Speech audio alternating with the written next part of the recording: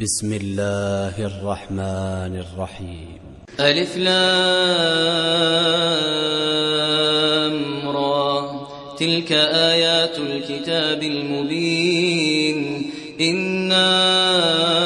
أنزلناه قرآنا عربيا لعلكم تعقلون نحن نقص عليك أحسن القصص بما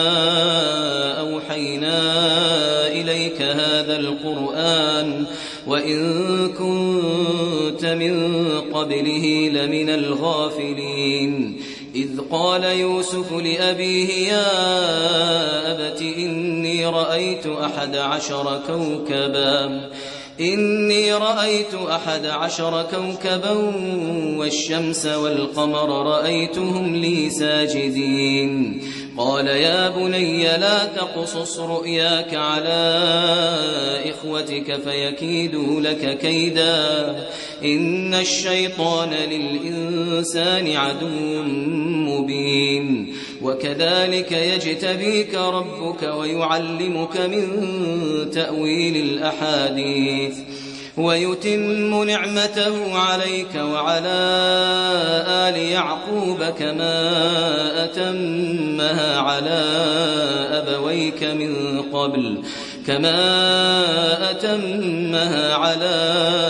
أبويك من قبل إبراهيم وإسحاق إن ربك عليم حكيم لقد كان في يوسف وإخوته آيات للسائلين إذ قالوا ليوسف وأخوه أحب إلى أبينا منا ونحن عصبة إن أبانا لفي ضلال مبين اقتلوا يوسف أو اطرحوه أرضا يخل لكم وجه أبيكم وتكونوا من بعده قوما صالحين قال قائل منهم لا تقتلوا يوسف وألقوه في غيابة الجب يلتقطه بعض السيارة إن كنتم فاعلين قالوا يا أبانا ما لك لا تأمنا على يوسف وإنا له لناصحون أرسله معنا غدا يرتع ويلعب وإنا له لحافظون قال إني ليحزنني أن تذهبوا به وأخاف أن يأكله الذئب وأنتم عنه غافلون قالوا لئن أكله الذئب ونحن عصبة إنا إذا لخاسرون فلما ذهبوا به وأجمعوا أن يجعلوه في غيابة الجب وأوحينا إليه لتنبئنهم بأمرهم هذا وهم لا يشعرون وجاءوا أباهم عشاء يبكون قالوا يا أبانا إنا ذهبنا نستبق وتركنا يوسف عند متاعنا فأكله الذئب وما أنت بمؤمن لنا ولو كنا صادقين وجاءوا على قميصه بدم كذب قال بل سولت لكم أنفسكم أمرا فصبر جميل والله المستعان على ما تصفون وجاءت سيارة فأرسلوا واردهم فأدلى دلوه قال يا بشرى هذا غلام وأسروه بضاعة والله عليم بما يعملون وشروه بثمن بخس دراهم معدودة وكانوا فيه من الزاهدين وقال الذي اشتراه من مصر لامرأته أكرمي مثواه عسى أن ينفعنا أو نتخذه ولدا وكذلك مكنا ليوسف في الأرض ولنعلمه من تأويل الأحاديث والله غالب على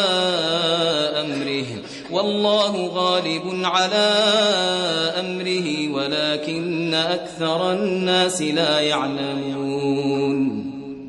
ولما بلغ أشده آتيناه حكما وعلما وكذلك نجزي المحسنين وراودته التي هو في بيتها عن نفسه وغلقت الأبواب وقالت هيت لك قال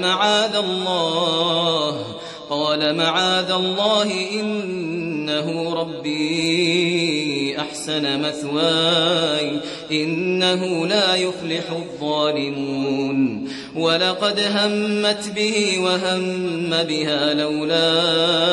أن رأى برهان ربه كذلك لنصرف عنه السوء والفحشاء إنه من عبادنا المخلصين واستبق الباب وقدت قميصه من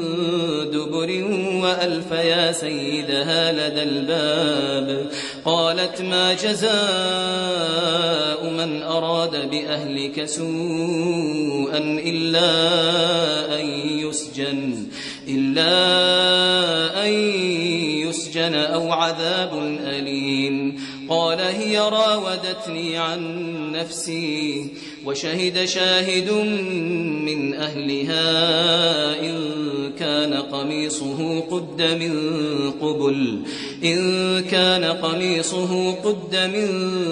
قبل فصدقت وهو من الكاذبين وإن كان قميصه قد من دبر فكذبت وهو من الصادقين فلما رأى قميصه قد من دبر قال إنه من كيدكن إن كيدكن عظيم يوسف أعرض عن هذا واستغفري لذنبك إنك كنت من الخاطئين وقال نسوة في المدينة امرأة العزيز تراود فتاها عن نفسه قد شغفها حبا إنا لنراها في ضلال مبين فلما سمعت بمكرهن أرسلت إليهن وأعتدت لهن متكئا وآتت كل واحدة منهن سكينا وقالت اخرج عليهم فلما رأينه أكبرنه وقطعن أيديهن وقلن حاش لله ما هذا بشرا إن هذا إلا ملك كريم قالت فذلكن الذي لمتنني فيه ولقد راودته عن نفسه فاستعصم ولئن لم يفعل ما آمره ليسجنن وليكون من الصاغرين قال رب السجن أحب إلي مما يدعونني إليه وإلا تصرف عني كيدهن أصب إليهن وأكن من الجاهلين فاستجاب له ربه فصرف عنه كيدهن إنه هو السميع العليم ثم بدا لهم من بعد ما رأوا الآيات ليسجننه حتى حين ودخل معه السجن فتيان قال أحدهما إني أراني أعصر خمرا وقال الآخر إني أراني أحمل فوق رأسي خبزا تأكل الطير منه نبئنا بتأويله إنا نراك من المحسنين قال لا يأتيكما طعام ترزقانه إلا نبأتكما بتأويله قبل أن يأتيكما ذلكما مما علمني ربي إني تركت ملة قوم لا يؤمنون بالله وهم بالآخرة هم كافرون واتبعت ملة آبائي إبراهيم وإسحاق ويعقوب ما كان لنا أن نشرك بالله من شيء ذلك من فضل الله علينا وعلى الناس ولكن أكثر الناس لا يشكرون يا صاحبي السجن أأرباب متفرقون خير أم الله الواحد القهار ما تعبدون من دونه إلا أسماء سميتموها أنتم وآباؤكم ما أنزل الله بها من سلطان إن الحكم إلا لله أمر ألا تعبدوا إلا إياه ذلك الدين القيم ولكن أكثر الناس لا يعلمون يا صاحبي السجن أما أحدكما فيسقي ربه خمرا وأما الآخر فيصلب فتأكل الطير من رأسه قضي الأمر الذي فيه تستفتيان وقال للذي ظن أنه ناج منهما اذكرني عند ربك فأنساه الشيطان ذكر ربه فلبث في السجن بضع سنين وقال الملك إني أرى 7 بقرات سمان يأكلهن 7 عجاف و7 سنبلات خضر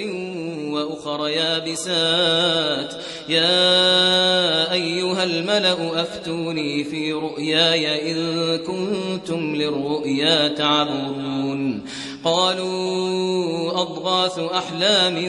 وما نحن بتأويل الأحلام بعالمين وقال الذي نجا منهما وادكر بعد أمة أنا أنبئكم بتأويله فأرسلون يوسف أيها الصديق أفتنا في 7 بقرات سمان يأكلهن 7 عجاف و7 سنبلات خضر وأخر يابسات لعلي أرجع إلى الناس لعلهم يعلمون قال تزرعون 7 سنين دأبا فما حصدتم فذروه في سنبله إلا قليلا مما تأكلون ثم يأتي من بعد ذلك 7 شداد يأكلن ما قدمتم لهن إلا قليلا مما تحصنون ثم يأتي من بعد ذلك عام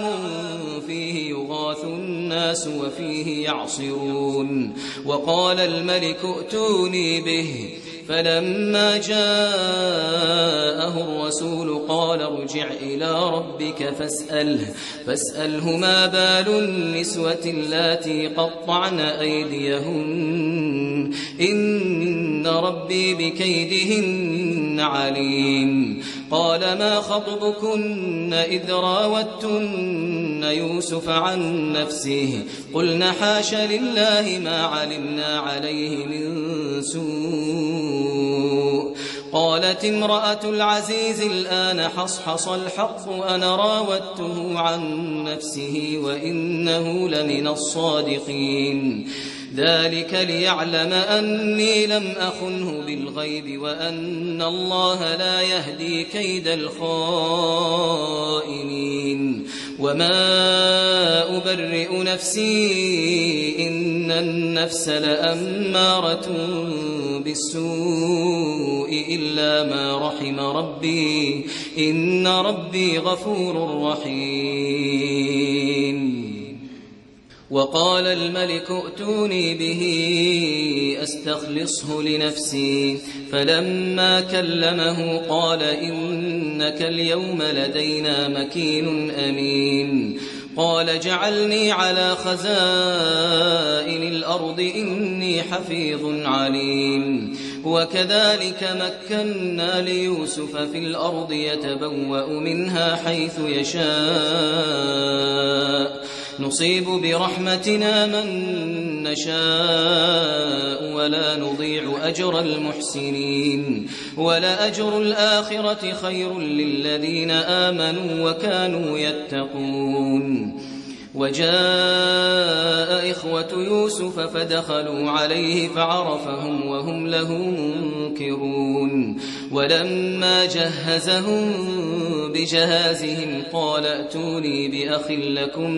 من أبيكم ألا ترون أني أوفي الكيل وأنا خير المنزلين فإن لم تأتوني به فلا كيل لكم عندي ولا تقربون قالوا سنراود عنه أباه وإنا لفاعلون وقال لفتيانه جعلوا بضاعتهم في رحالهم لعلهم يعرفونها إذا انقلبوا إلى أهلهم لعلهم يرجعون فلما رجعوا إلى أبيهم قالوا يا أبانا منع منا الكيل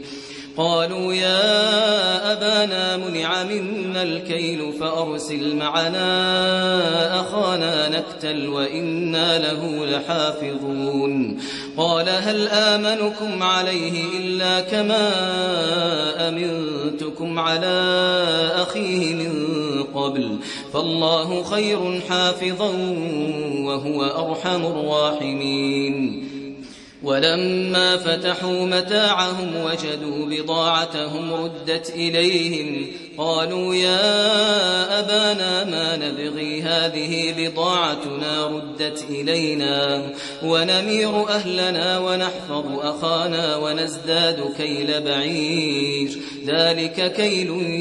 يسير قال لن أرسله معكم حتى تؤتون موثقا من الله لتأتونني به إلا أن يحاط بكم فلما آتوه موثقهم قال الله على ما نقول وكيل وقال يا بني لا تدخلوا من باب واحد وادخلوا من أبواب متفرقة وما أغني عنكم من الله من شيء إن الحكم إلا لله عليه توكلت وعليه فليتوكل المتوكلون ولما دخلوا من حيث أمرهم أبوهم ما كان يغني عنهم من الله من شيء إلا حاجة في نفس يعقوب قضاها وإنه لذو علم لما علمناه ولكن أكثر الناس لا يعلمون ولما دخلوا على يوسف آوى إليه أخاه قال إني إني أنا أخوك فلا تبتئس بما كانوا يعملون فلما جهزهم بجهازهم جعل السقاية في رحل أخيه ثم أذن مؤذن أيتها العير إنكم لسارقون قالوا وأقبلوا عليهم ماذا تفقدون قالوا نفقد صواع الملك ولمن جاء به حمل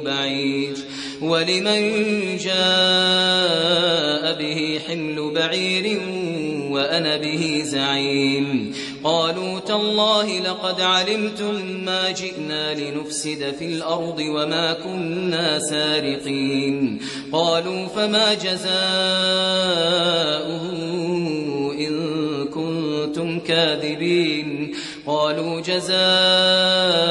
من وجد في رحله فهو جزاؤه كذلك نجزي الظالمين فبدأ بأوعيتهم قبل وعاء أخيه ثم استخرجها من وعاء أخيه كذلك كدنا ليوسف ما كان ليأخذ أخاه في دين الملك إلا أن يشاء الله نرفع درجات من نشاء وفوق كل ذي علم عليم قالوا إن يسرق فقد سرق أخ له من قبل فأسرها يوسف في نفسه ولم يبدها لهم قال أنتم شر مكانا والله أعلم بما تصفون قالوا يا أيها العزيز إن له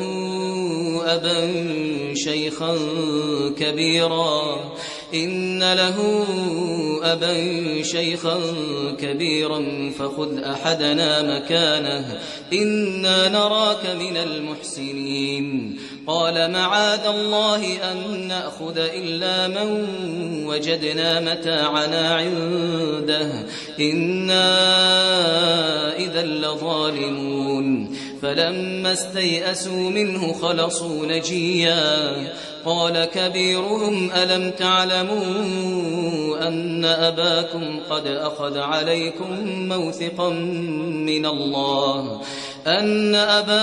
قد أخذ عليكم موثقا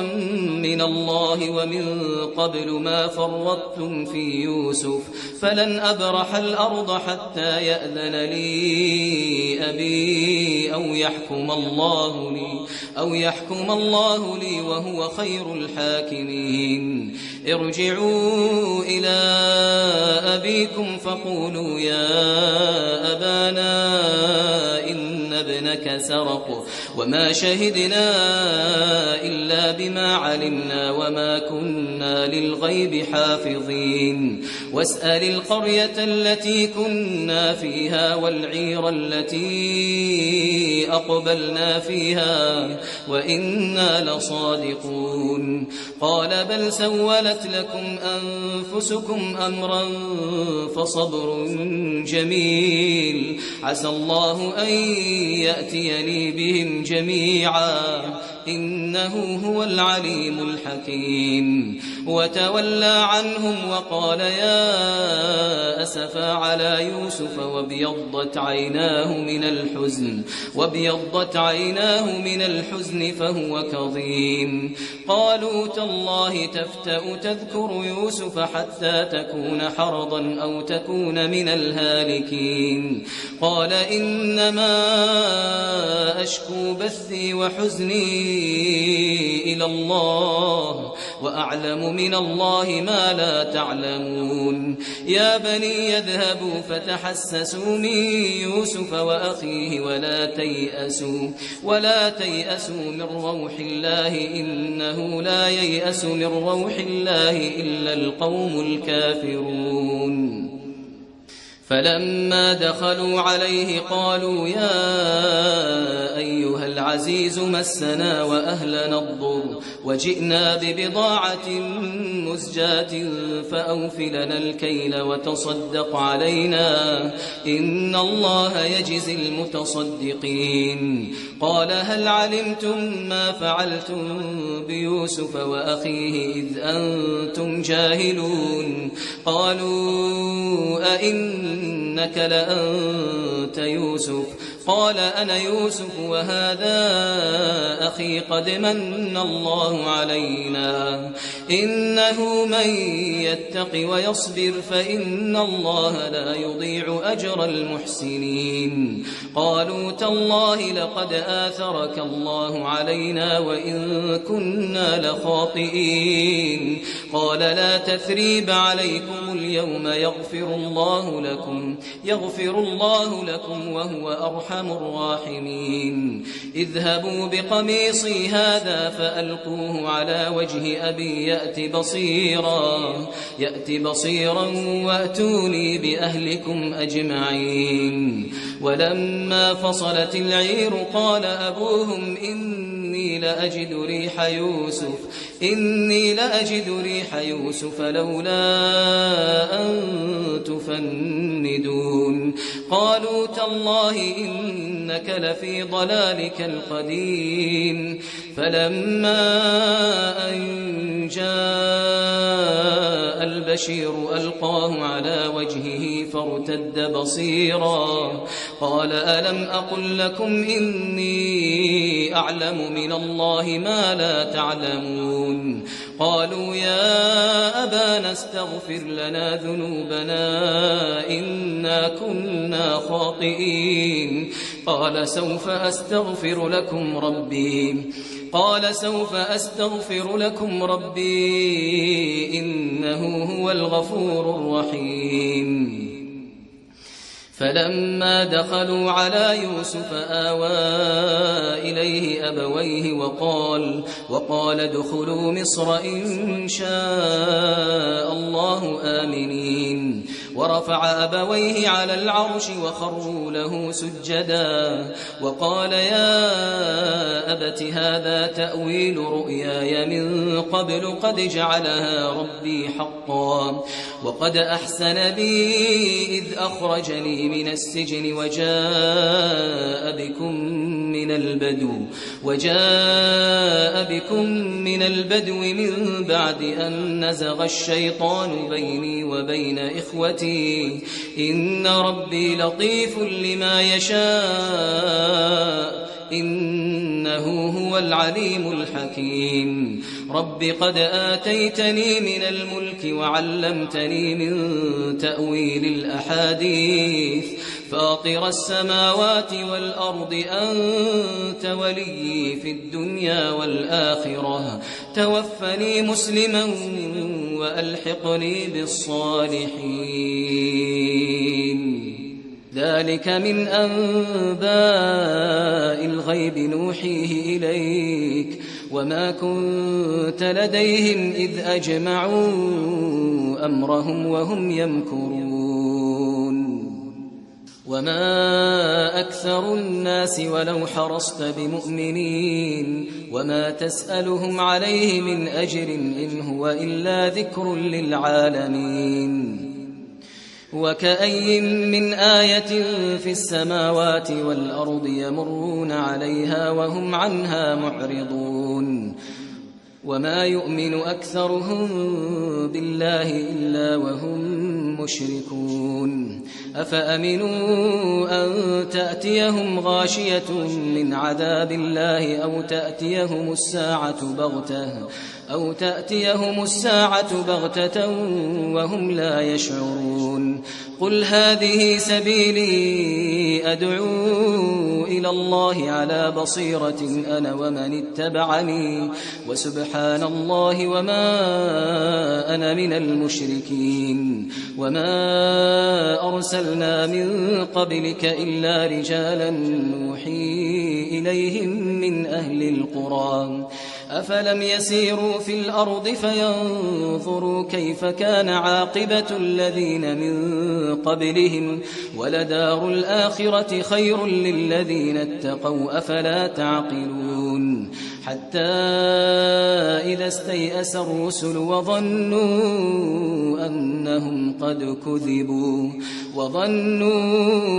أنهم قد كذبوا جاءهم نصرنا فنجي من نشاء ولا يرد بأسنا عن القوم المجرمين لقد كان في قصصهم عبرة لأولي الألباب ما كان حديثا يفترى ولكن تصديق الذي بين يديه وتفصيل كل شيء وهدى ورحمة لقوم يؤمنون